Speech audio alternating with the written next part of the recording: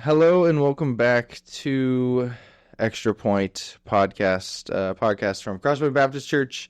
Today, Jim is back with us before he goes on vacation for 2 weeks. 2 weeks, yeah. 2 weeks. What are you doing? What's vacation look Yeah, like? so we're going to go and see Jared and his family, which we don't get to see them often in Oklahoma. And then Sonny and I always take a week in Arizona. It's probably our last year, though, because it's getting so expensive to go to Arizona. We used to be able to go, and It was like a cheap vacation. it was fairly cheap. You know, the airfare's cheap, and games used to be cheap, and now they're Yeah. expensive. Interesting. And then we end up going down there around our anniversary, which also is spring break. And so Yeah.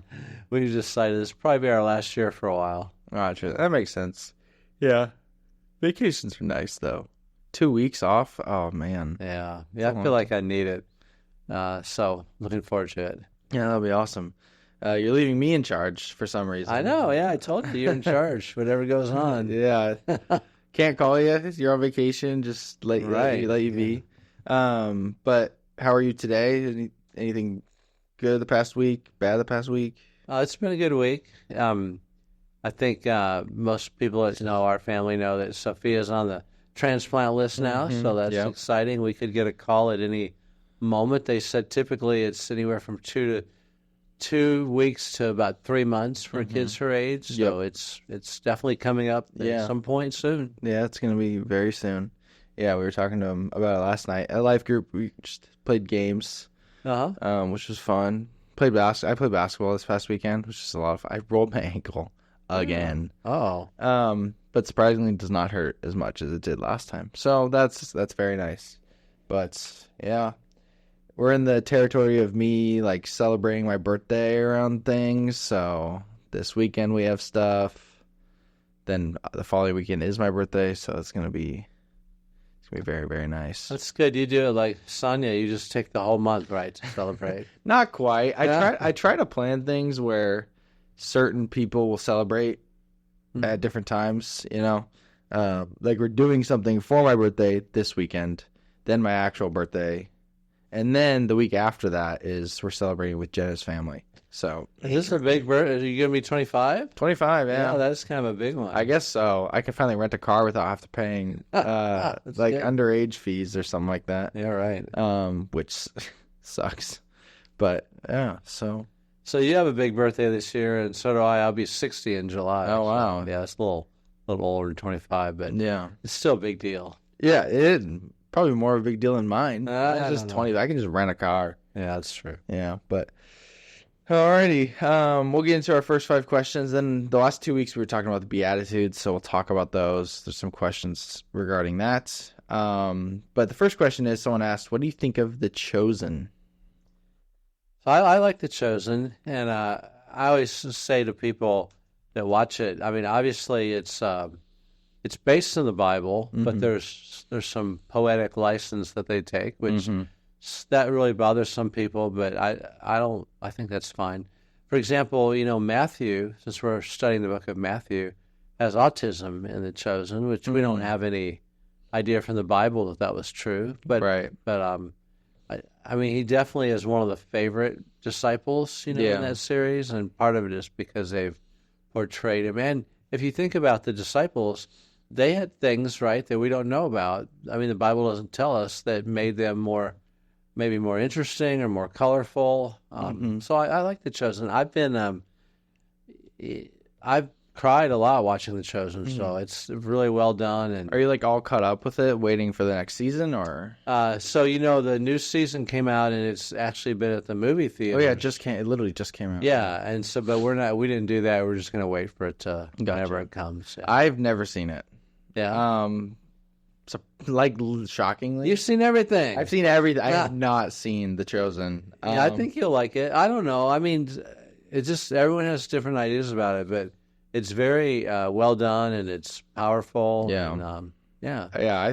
I'm sure I would enjoy it because it seems like, you know, very well made, also being pretty biblically faithful. Yeah. From what I understand, and I don't think I'll be offended by it. Some people, I guess, get offended by it, but yeah.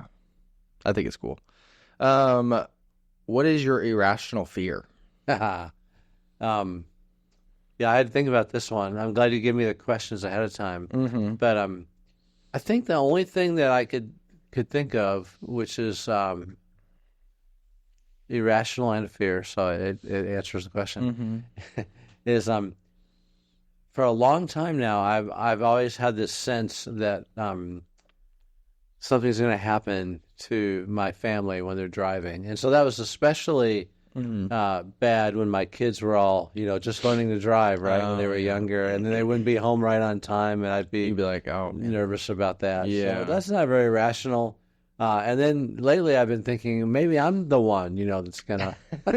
So I think about it every once in a while. I'm like, all right, I think about it. I'm like, all right, I'm gonna drive really safe this time. Yeah. So that's not very rational, but yeah, everyone's got one. Mine's sharks. Sharks? Well, that's irrational, right? No. Everyone should be afraid of sharks. Yeah, except like more people die from like cows per year than sharks, and I'm not afraid of a cow. But like it started back when even just the ocean is just a scary place.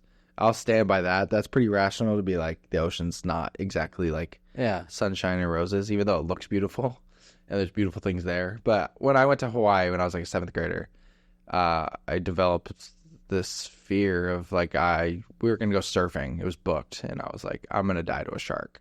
Because I'd seen Soul Surfer and right. I was gonna say you probably had seen some movies, But I love shark movies. Yeah, they're like a guilty pleasure of mine, which is weird. Like there's the Meg movies. They're like PG-13, so like watch with your discretion with your kids. But they're just like this action star killing megalodons with his bare hands. It's sick. I love it. But I'm terrified of the actual shark. So, if you could win a major award, what award would you want to win?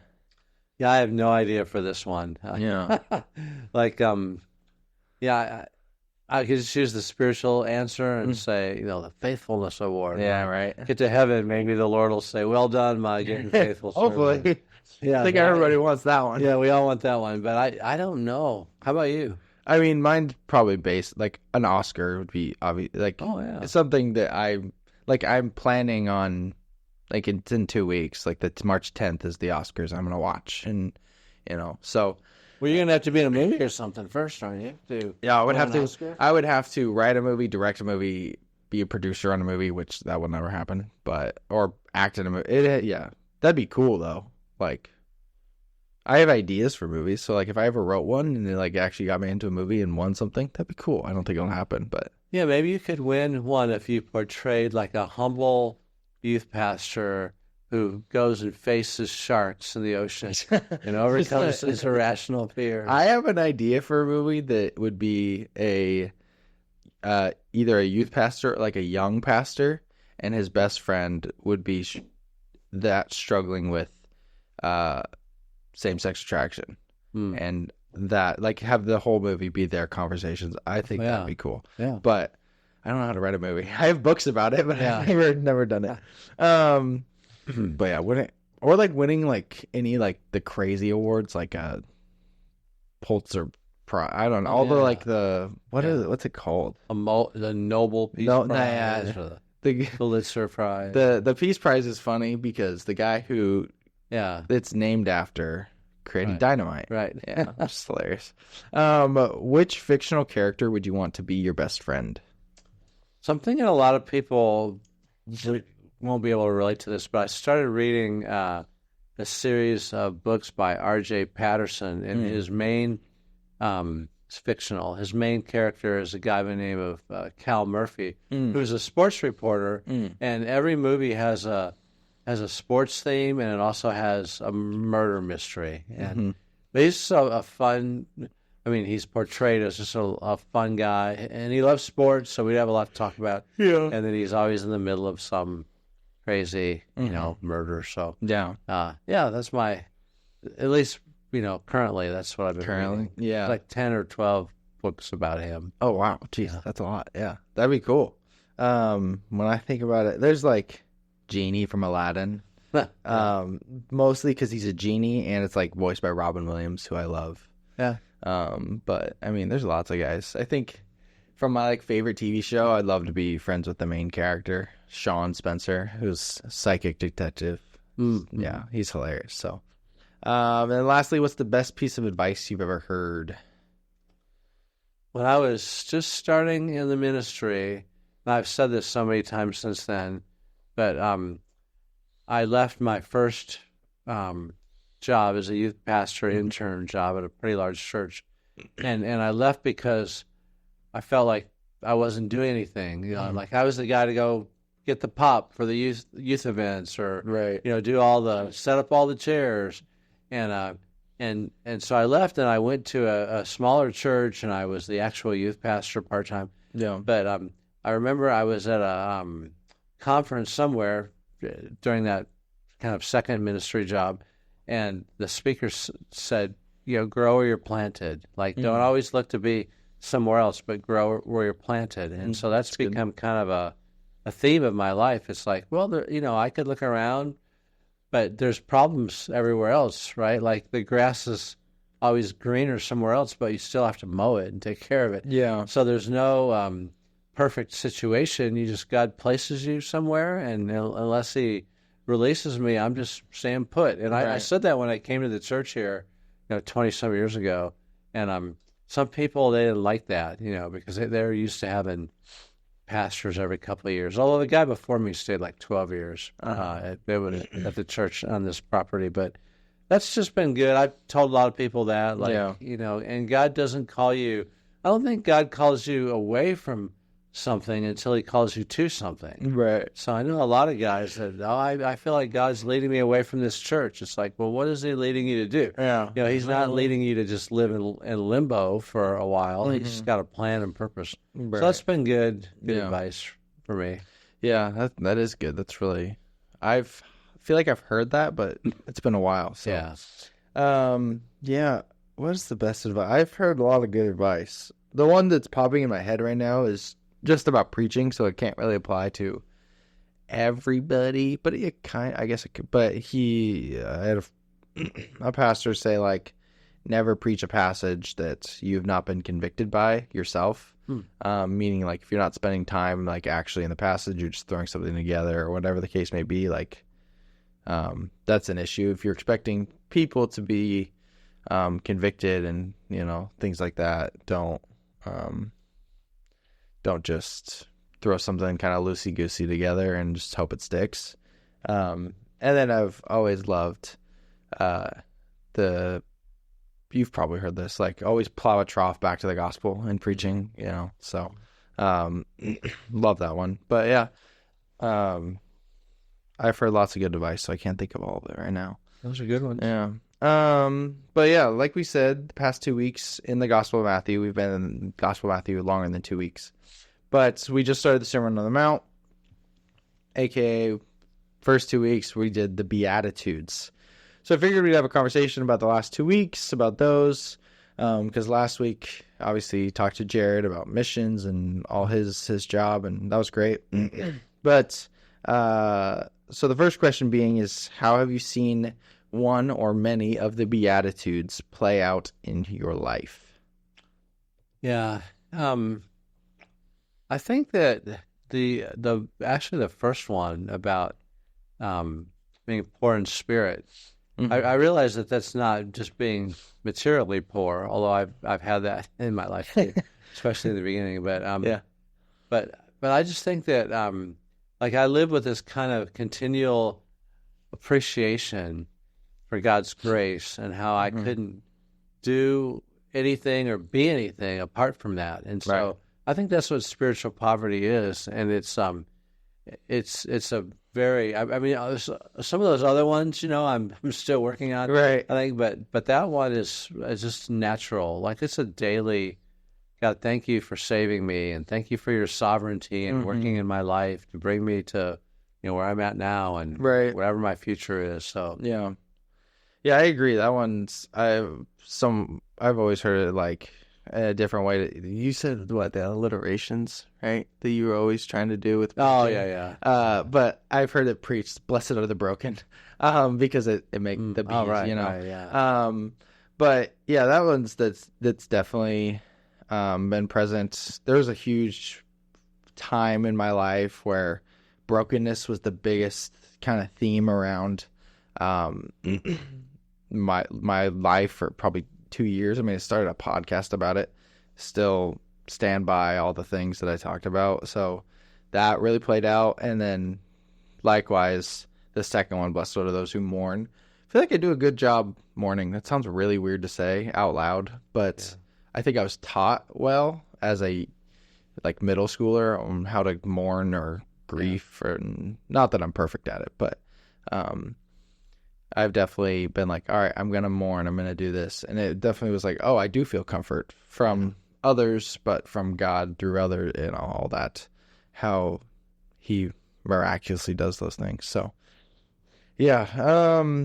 You said blessed or blessed could be translated as happy. Happy is blank. How in the world can we be happy when we are mourning, poor in spirit, persecuted?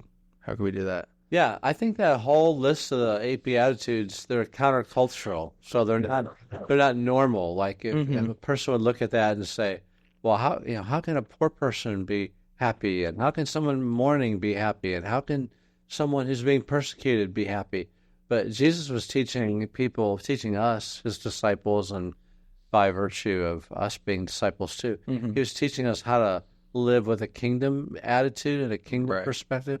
And part of that, I think, is seeing ourselves the way God sees us. Yeah. So we see ourselves often the way we feel and the way we think based on the pleasantness of our circumstances. And that's not really how God sees us. So people that live in the kingdom, they're under the authority of the king, they have all of these attributes in their life that don't seem like happiness, and yet there is great happiness with it. You know, for example, we talked about being persecuted this last week. It was the last one of the Beatitudes. And as I look back in my life, like there's certain times when I've been, blasted for the gospel's sake.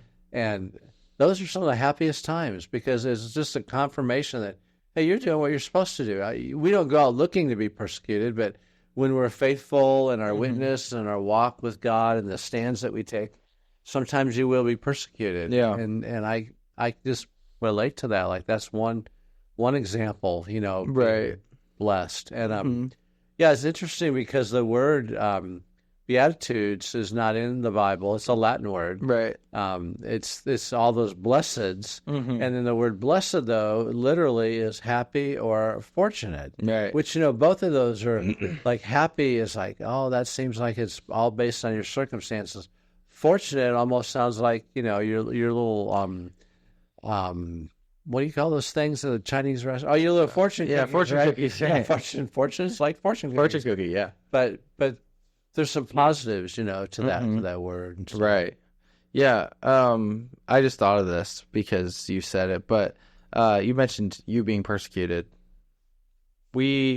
Persecution obviously is different, probably, between America, mostly, and the world. Like, Jared works with. Those guys and women and kids, they're really persecuted. Yeah. And he talked about what would it look like for us? Like, not to try to compare, obviously, but what does it look like? It's just, it's so much less, like you're saying, but it's still significant when it happens, like being laughed at or being excluded or being talked about because of, who you are and what you stand for. Yeah. And then sometimes even people, I think, and this never happened to me, but people don't get a job, because of their faith. Yeah. Or they're passed over for a promotion because we don't want that person who's so outspoken about Christ, that kind of thing. Yeah, that makes sense. And people do get even in our country. Yeah. There are people that are literally actually persecuted. Yeah. There's examples of, Columbine. There's that girl, I forget her name, Rachel or something like that. Yeah. Great movie about her. What's it called? I am unashamed. Yeah. I loved it. I haven't seen it in years, but I loved it. I bawled like a baby every time. There was the next question. There was, why does Jesus specify that he opened his mouth and then taught? But our translations are different. I know you said yours is the best. ESV is very good. I mean, I don't mind. I have both. I have an NIV Bible right there. I have an ESV. I have an NLT. I have a KJV. I have a C.S. Lewis Bible. Wow, yeah, it's good to have different translations and compare things. So Jesus opened his mouth because that's how you talk. You talk with your mouth open. Yeah. What's the significance of Jesus starting and ending the Beatitudes with, for theirs is the kingdom? I think they're nice bookends, right? So the idea is, this is not, I've said this both weeks that I preached on the Beatitudes, these are not entrance requirements into heaven. Mm-hmm. These are evidences that you are heaven bound. Yeah. And so, when you start at the beginning and then you end where it ends after 8 of these, this is a great description of people that belong in the kingdom of heaven, of believers. And so it's just a good teaching thing, right? Yeah. Like, sometimes you'll start with an introduction, and then you'll come back to that in the conclusion, right? And it just kind of wraps it all up, right? I think that's the main. Jesus is the best teacher. I mean, master teacher. I don't remember the exact quote, but someone said that Jesus' teaching of the Sermon on the Mount alone is far greater and more wise than if you combined every teaching in human existence together. Yeah. Which is probably true. It's like the greatest teaching ever. But even like you said, these are evidences of the king. You're entering into the kingdom. Yeah. It's like the first one being poor in spirit. Like, if you're broken, it's a good sign that and you recognize that and you understand the grace of God. That's it's a very reassuring thing. And then lastly, you mentioned this, but there's a couple people that I talked to that said this was like the thing that stood out to them the most, even though you barely touched on it, because you say you talk about it a lot. But the difference between joy and happiness. Obviously, we're talking about happiness with blessed or blessed, but what's the difference? Yeah, so I was kind of correcting myself a little, because I've done this a lot in the past. I've read this and thought about it. The word happiness does kind of come from our English word happenstance, and so it's the things that happen to you, and I think that's what most people think of. Yeah. I'll be happy if I get a good job, or I marry someone that's super great, or I have a whatever. It's all based on the circumstances of their life, whereas joy seems to be deeper, and joy especially is used in a lot of places, especially in John, where tribulation is being talked about again, and so I think joy is a little more permanent. But then, as I was thinking about the Beatitudes, that's not to lessen the importance of. I mean, I think they're really closely connected. They are, and we make a big deal. Like I was saying Sunday, that I've made myself and others have made a big deal about the differences between the two. But there's nothing wrong with just being happy. Yeah, no, being happy is a good thing. Yeah, Yeah, like I think a lot of Christians, unfortunately, go around, like their best friend just died all the time. It's just kind of this miserable existence. Like Eeyore. Yeah, like Eeyore. Right? Days, months, years. Yeah. But Eeyore is my favorite, though. I love Eeyore. I mean, there should be the joy of the Lord is our strength. And so when we think about all that we have in Christ and all that God is doing and is going to do in our futures, we should be the happiest, most joyful people. Yeah, no, I agree. And it's something that I think is definitely always taught in Christian spheres. Like, happiness is this temporary thing. You're happy because you get a good grade. You're happy because you get a promotion. That's great. You should be happy. Like, God's giving you that thing to be happy. But joy is like the consistent thing. And then there's the ups with the happiness, and then you should just stay at this base, joy. But that's obviously easier said than done. Yep. Because life's not exactly always joyful. But yeah, all great stuff. That wraps it up today. It's always nice that these are not super long. So, just quick informational, and so thanks for being on. 2 weeks off should be good. We'll get some other people on. I think next week Jenna's going to talk about counseling. Good. Good. And mental health, which will be awesome. But I always recommend a movie, and I want to recommend my favorite Disney Channel original movie, Lemonade Mouth. If you haven't seen it, I think it's wonderful. It's like a, like High School Musical type movie. So definitely going to watch that on Disney Plus. But all right. Thanks, everybody, for listening. We'll see you next time.